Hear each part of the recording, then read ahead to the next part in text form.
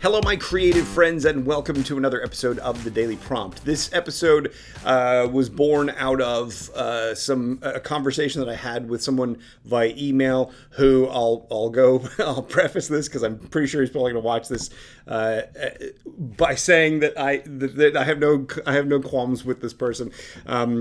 Basically, when I used to do the 10-day free start for Fast Screenplay, at the end of it, I would basically send out an email asking for feedback.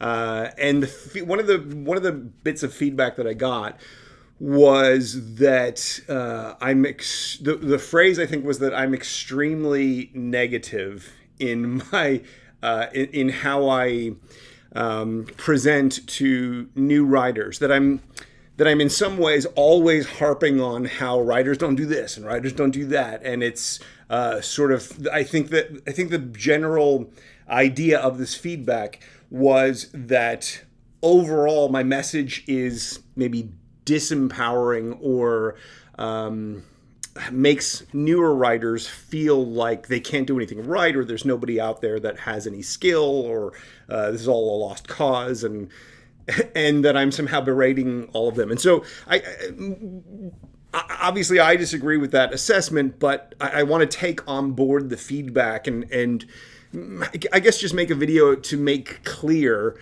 what I think and how I believe and how I feel about this and about writers. I have a video on, so forget the videos that I have. I fundamentally believe absolutely anyone on the planet can do this. I fundamentally believe that anyone is capable of writing. Anyone is capable of creativity. Anyone is capable of achieving professional level success. The thing that frustrates me, and the reason that it may come across as though I'm berating writers or I guess just generally conveying a sense of negativity and nobody can do anything right, is simply because I find that writers don't follow through. It's been my experience. Now look, plenty of people may follow through and go out there and do it with somebody else and just be like, yeah, that guy's too negative. I'm not sticking around with that guy. Fair enough. My experience, and that's all I can share with you, is my experience. My experience is as a person trying to find material, not being able to find material, trying to help writers then develop material, and watching writers not follow through with it.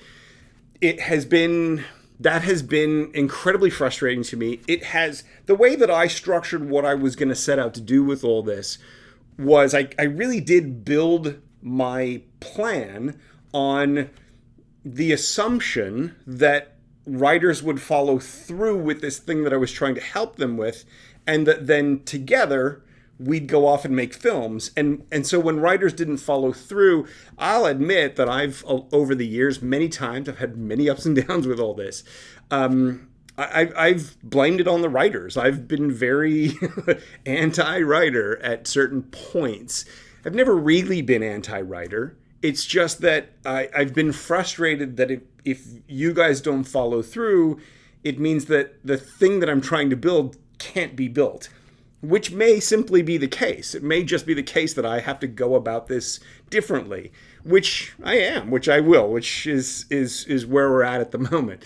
I want to apologize publicly, formally, if I ever come across as negative, or if I ever come across as someone who is conveying the idea that writers are somehow beneath me or beneath the producer, or beneath, or most people are incapable of it, or I never want to give off this idea. I always passionately want you to believe that you can do this. My argument is that it's hard. It's not easy. It seems easy. And if there's any part of you, any little ounce of you that thinks this is easy or gonna be easy, it's important to disavow yourself of that notion as early as possible, because only once you realize that there is incredible complexity and nuance to the craft of screenwriting, to creativity and storytelling, there are so many different aspects to it. Until you recognize that it's going to take time, that it's hard, that getting over getting over your preconceived ideas may be the one challenge that's going to stick and be really, really hard for you to overcome. I believe anyone can do it. I just don't believe that many people will. And that's not a judgment on anyone. It's based on my experience interacting with, at this point, face-to-face, live, in-person, one-on-one, probably 3,000 writers over the years. Interacting as far as receiving their material and reviewing submissions, probably 35,000 writers. That's a lot. It's seeing certain patterns over and over again and trying to help people understand how to overcome those patterns and identifying a new path to actually doing this and then laying that out and then not having people not do that. It's just frustrating from my perspective. So I just want to be clear, I guess, that I don't ever want my frustration to be interpreted as pointing a finger at the writer or belittling the writer. I'm the biggest fan of the writer. I think one of the fundamental problems of the film industry is that the writer doesn't get more recognition and appreciation and attention. The writer tends to be anonymous. The writer tends to be the guy that's scrapped away first. Like, you never see the writer on the red carpet. You never see the writer get interviewed for the movie that's coming out. In some cases, and just the practical reality of it, the writer may not be directly responsible for what we end up seeing on screen. Just because you see written by credit doesn't mean that person wrote everything you're seeing. Some of that might have been improvised. Some of that might have been rewritten after the fact by someone else who didn't get any credit because they didn't put enough participation in it according to Writers Guild arbitration rules. And there's so many variables that it on one level it makes sense why writers are not as highly regarded in this industry as they I think they should be. But I would love to change that. What I'm trying to do, the idea of building an indie film studio, is to celebrate writers, is to make the writer the central focus, is to develop the writers and give the writers the ability to have that experience so that experience can then become a part of their process along the way. My frustration is that the vast majority of what gets taught in the screenwriting arena is taught by writers or teachers or people who are coming at it from the writer's perspective. And that's cool. There's a lot to be learned there. Absolutely. But what's missing from that is the other perspective, the perspective of the person that's looking for content. And I it's frustrating to me because I've been focused on this for so long that I haven't made films for so long that it becomes something where it's this self-perpetuating cycle. People don't necessarily believe in what I'm trying to build because they don't see the past history of it. But the past history was poured into the writers who didn't follow through. And it can make a person bitter, and I will fully admit that I have had very, very bitter thoughts along the way, and very, this is it, I'm out of here. I've been through that. I go through that. It's not like it's once and done. If it comes across in my videos, or even some of my videos, I'm a human being, so I have my bad days too.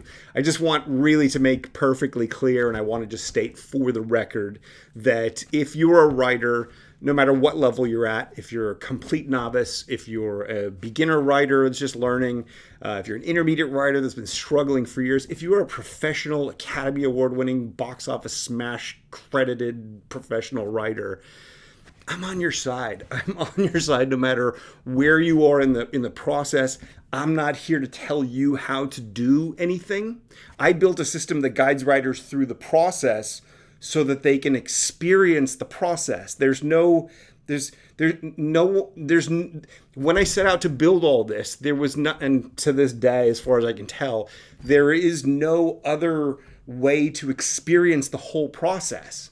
And so that's what I built. I don't ever, within my system, I never tell people what to write. I never tell people to put this on this page and that on that page. I walk you through the process of turning an idea into a screenplay, into a refined screenplay, into a page turner, production ready, aligned, pinpointed, targeted, bang, we know with certainty that this is a project that could get produced. Like, guiding you through that process is different to telling you what to write or how to write it, or in any way to try to shape your journey. Because intrinsically, every single writer, everyone who watches this video ever at any point in the future, every writer who ever attempts this has a unique window on the world. They have a unique perspective, and they're going to tell, if they're left to their own self, they're going to tell an original story. They're going to tell something that is unique to them. And that's what I want to get to, because that's what I believe in.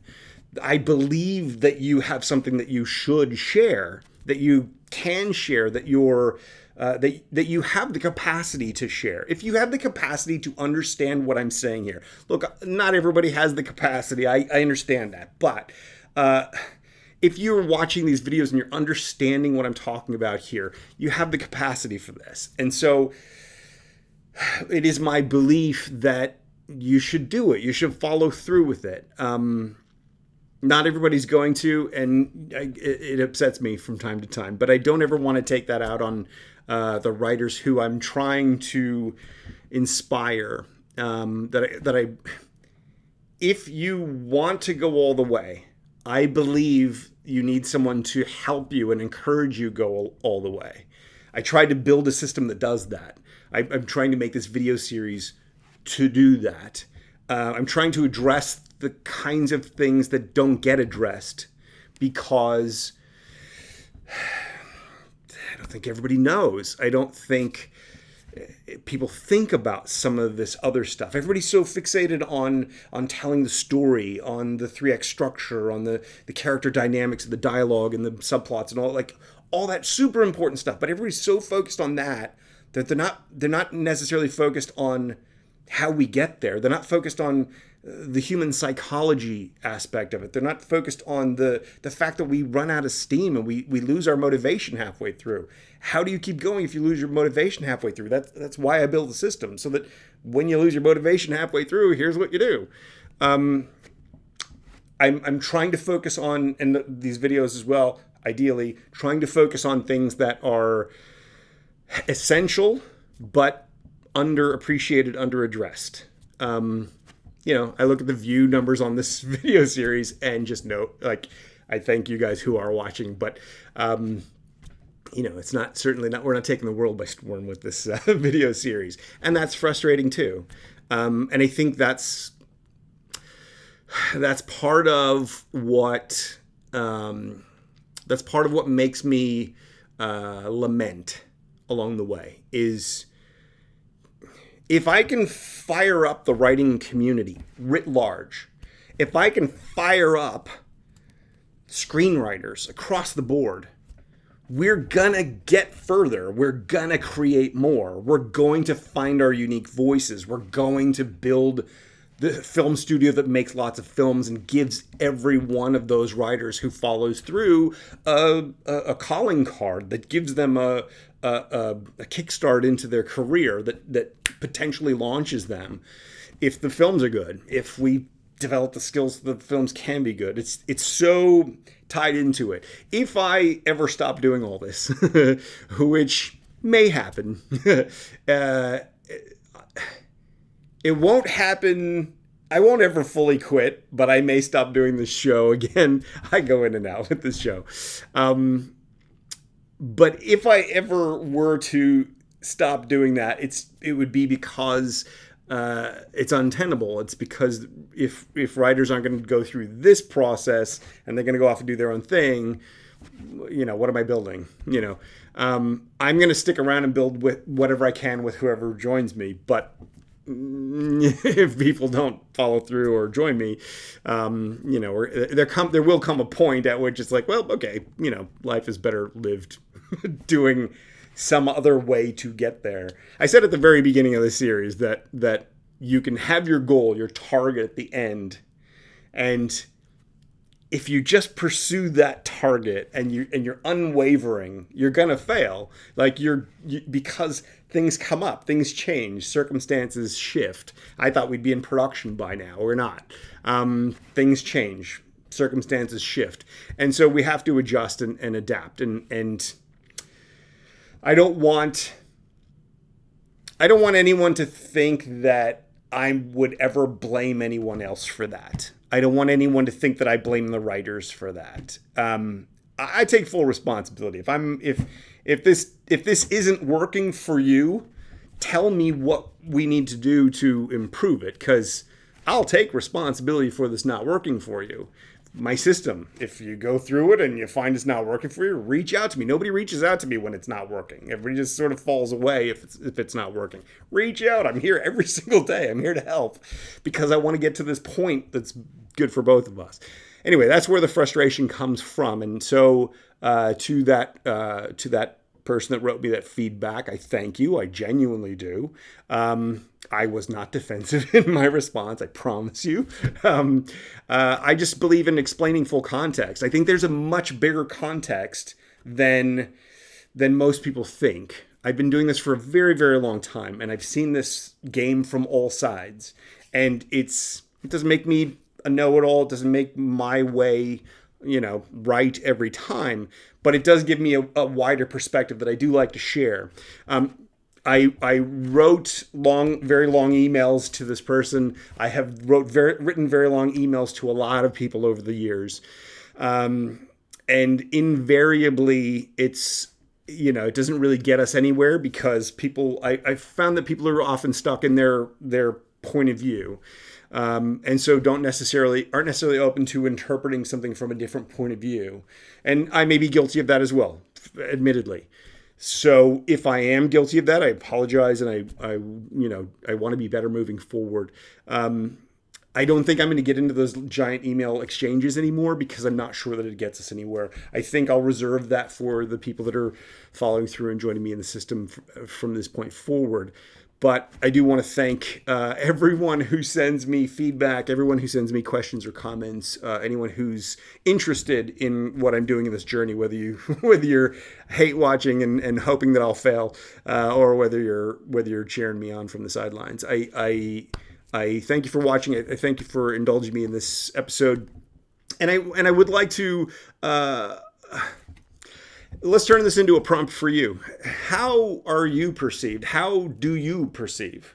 Do you find that people are reacting to you in unexpected ways sometimes? This can manifest itself, a new writer reaching out to the industry and getting no traction, no love at all, and thinking, what is the matter? The industry they're all out to get me, or it's very easy to assume the worst.